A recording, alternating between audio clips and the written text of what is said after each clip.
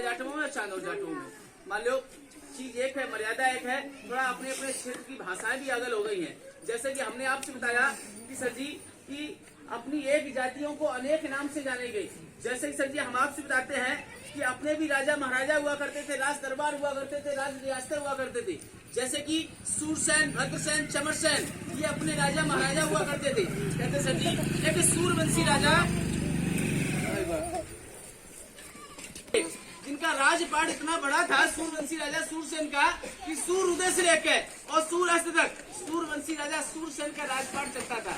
कहते सर जी राजा तो बहुत बड़े थे सूरवंशी राजा सूरसेन, परंतु सर जी उनको राज चलाने के लिए प्रत्येक क्षेत्र में अनेक राजा स्थापित करने पड़े, क्योंकि इतने बड़े राजा थे सूर उदय से लेकर और सूर अस्त तक। जैसे कि पूरे भारत के मालिक एक प्रधानमंत्री और हर प्रांत का अपना अपना मुख्यमंत्री, इस तरीके से सूरसेन के अंतर्गत अनेक राजा महाराजा स्थापित करने पड़े उनको राज्य चलाने के लिए। कहते सर जी समय टाइम सभी के साथ में एक जैसा नहीं रहता है, समय टाइम सभी के साथ में एक जैसा नहीं रहता है। कहते सर जी 1451 में सिकंदर लोधी की सरकार आई। कहते सर जी 1451 में सिकंदर लोधी की सरकार आई और सिकंदर लोधी ने सूरसेन को परास्त कर दिया और सूरसेन के अंतर्गत जितने भी राजा महाराजा हुआ करते थे सभी को बंधक बना लिया और बंधक ही नहीं जबरन कार भी कराई। और सर जी यहीं तक नहीं, जबरन कार ही नहीं, सिकंदर लोधी ने चिमार शब्द का नाम भी दिया।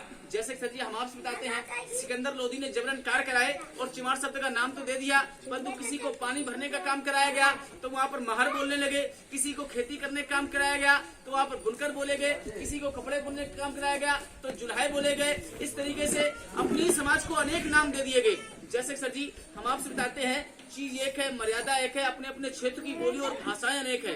सर जी हम लोग वहाँ तक जाते हैं जहाँ तक अपने समाज की बोली और भाषा समझ में आती है। आपके गुजरात प्रांत से लेके आपके राजस्थान, हरियाणा, पंजाब, उत्तर प्रदेश, मध्य प्रदेश, तुम्हारे बिहार तक जाते हैं, इन्हीं क्षेत्र में अपनी भाषा समझ में आती है। जैसे सर जी हम आपसे बताते हैं हमारे आपके गुजरात प्रांत में जाएंगे, यहाँ पर अपनी समाज के लोग यहाँ पर बुनकर के नाम से जाने जाते हैं। जैसे आप लोग यहाँ पर जाटव लिखते हैं ऐसे वहाँ पर बुनकर लिखे जाते हैं। जैसे सर जी हम आपसे बताते हैं हमारे राजस्थान में आपके जैसलमेर, बाड़मेर, जोधपुर, पाली, सुमेरपुर, सोई, चित्तौड़गढ़, कोटा, बूंदी, बरब्यावर क्षेत्र ऐसा है। इन क्षेत्र में चाहे जटिया जाटव हो, चाहे चांदोर जाटव, जो भी हो अपनी समाज का, सब मेघवाल के नाम से जाने जाते हैं। हमारे किशनगढ़ है, अजमेर है, पुष्कर है, इन 3-4 जिलों में अपनी समाज के लोग, काफी लोग यहाँ पर बालाई के नाम से भी जाने जाते हैं। जैसे कि लालचौक है, दौसा है, तुम्हारे जयपुर का क्षेत्रफल है, यहाँ पर काफी लोग अपनी समाज के लोग यहाँ पर रायगढ़ के नाम से भी जाने जाते हैं। हमारे महुआ, मंडावर, बालाजी क्षेत्रफल में जाएंगे, कुछ हमारे आपके थोड़े से अलवर क्षेत्रफल में यहाँ पर बैरवा के नाम से भी जाने जाते हैं। आधे अलवर में बैरवा लिखते हैं और सर जी आधे अलवर वाले जाटव लिखते हैं। आपको एक बात और बताते हैं,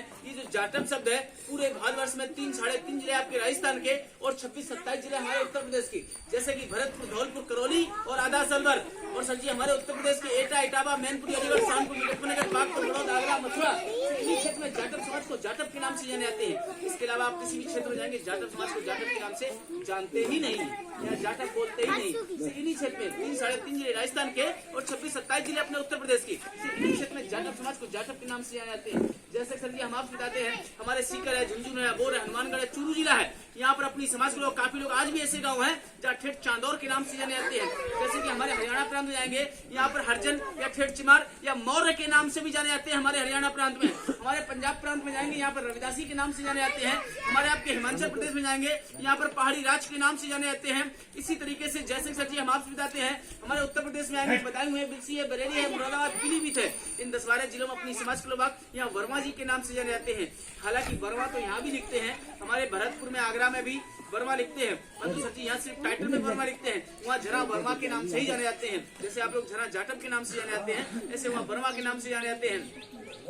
जैसे सर जी हम आपसे बताते हैं हमारे फरुखाबाद है, कन्नौज है, कानपुर है, कानपुर नगर है, उन्नाव है, इन 3-4 जिलों में अपनी समाज के लोग वहाँ पर कोई जाटव नहीं लिखता, ना कोई मेघवाल लिखता, ना कोई बैरवा लिखता है, वहाँ पर शंखवार व कुरील के नाम से जाने जाते हैं। हमारे फरुखाबाद है, कन्नौज है, कानपुर है, कानपुर नगर है, उन्नाव है, इन 3-4-5 जिलों में अपनी समाज के लोग यहाँ पर शंखवार व कुरील के नाम से जाने जाते हैं। जैसे सर जी हम आपसे बताते हैं हमारे गोंडा है, बहराइच है, गोरखपुर है, देवरिया, बस्ती, शाजापुर, बनारस है, इन 10-12-15 जिलों में अपनी समाज के लोग यहाँ पर काफी लोग गौतम के नाम से भी जाने जाते हैं। सर जी वहाँ पर गौतम लिखते हैं अपनी समाज के लोग। जैसे सर जी हम आपसे बताते हैं हमारे बिहार प्रांत में जाएंगे यहाँ पर पासवान के नाम से जाने जाते हैं। हमारे आपके मध्य प्रदेश के नाम से जाने जाते हैं। हमारे महोबे क्षेत्र में जाएंगे यहाँ पर बनाफर के नाम से जाने जाते हैं। हमारे महाराष्ट्र में जाएंगे यहाँ पर महार के नाम से जाने जाते हैं। इसी तरीके से पूरे भारतवर्ष में 256 नाम दिए गए हैं। कहते साहब चीज एक है, मर्यादा एक है, अपने अपने क्षेत्र की बोली और भाषाएं अनेक है। चीज एक है, मर्यादा एक है, अपने अपने क्षेत्र की बोली और भाषाएं अनेक है। कहते सर जी आज हमारे भैया भतीजे चाचा ताऊ लोग पढ़ के कोई डॉक्टर है, कोई मास्टर, कोई इंजीनियर है। आज हमारे डॉक्टर भीमराव अम्बेडकर साहब जी की ही देन है। कहते सर जी हमारे बाबा साहब जी का इतिहास प्रत्येक पढ़ा लिखा शिक्षित इंसान चाहे कोई भी जात का हो, हर एक इंसान हमारे बाबा भीम के बारे में जानता है। परंतु सर जी जानते तो सभी है, परंतु साहब मानते सब नहीं है। दुनिया माने ना माने, हम तो उनका उपकार कभी नहीं भुला सकते। कहते सर जी हमारी अपनी 80 में बहुत सारी जातियां आती हैं, और सर जी हमारे बाबा भीम के बारे में अपनी समाज ऐसी मिलती है जो नहीं मानती है, और दुजाति भी काफी लोग मानते हैं अपने बाबा साहब को। जो भी पढ़ा लिखा शिक्षित है हमारे बाबा साहब को सभी जानते हैं। जैसे सर जी हम आपसे बताते हैं, दुनिया माने न माने, हम तो उनका उपकार कभी नहीं भुला सकते हैं। कहते सर जी हमारे बाबा साहब जी का जन्म 14 अप्रैल दिन बुधवार 1891 ईस्वी में मऊ छावनी के पास में दीपावली गांव इनका जन्म हुआ। इनके दादाजी के नाम मालोजी राव, इनकी दादी जी के नाम जोराबाई राव, इनके पिताजी के नाम रामजी राव, इनकी माता जी के नाम भीमाबाई राव। कहते सर जी ये 3 भाई 2 बहन, आनंद राव, बालाराव, भीमराव, इनकी 2 बहनें मंजुला और तुलसा। कहते सर जी हमारे बाबा भीम की माता जी का देहांत होने के कारण इनका पालन पोषण इनकी बुआ मीरा जी ने किया। हमारे बाबा भीम ने कक्षा प्राइमरी से लेकर कक्षा 12वीं तक उन्होंने भारत देश में ही पढ़ाई की और समस्त डिग्रियां विदेश में जाके प्राप्त की। उस जमाने में हमारे बाबा भीम के पास में 32 डिग्रियां और 9 भाषाएं थी। आज हमारे पास धन दौलत रुपया पैसा स्कूल कॉलेज सारा कुछ है, फिर भी सर जी हम लोग वहाँ तक नहीं पहुँच पाते। क्यों नहीं पहुँच पाते?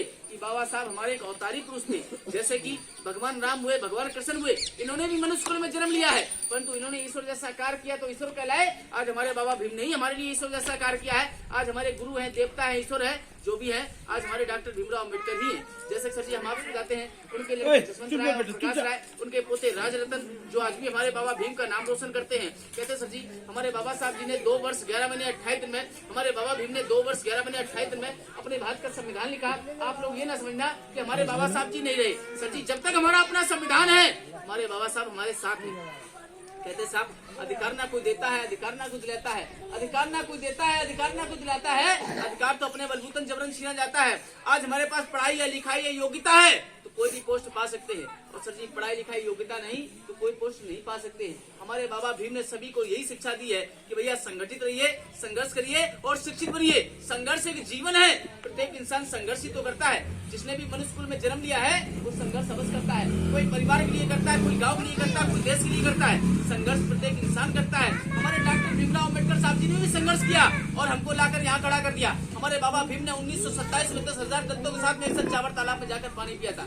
जब इतनी एकता बना के रखी थी, आज हमारे जाटक भाइयों में इतनी एकता नहीं। आज एक जातियों को ही अनेक नाम से बांट दिया गया है।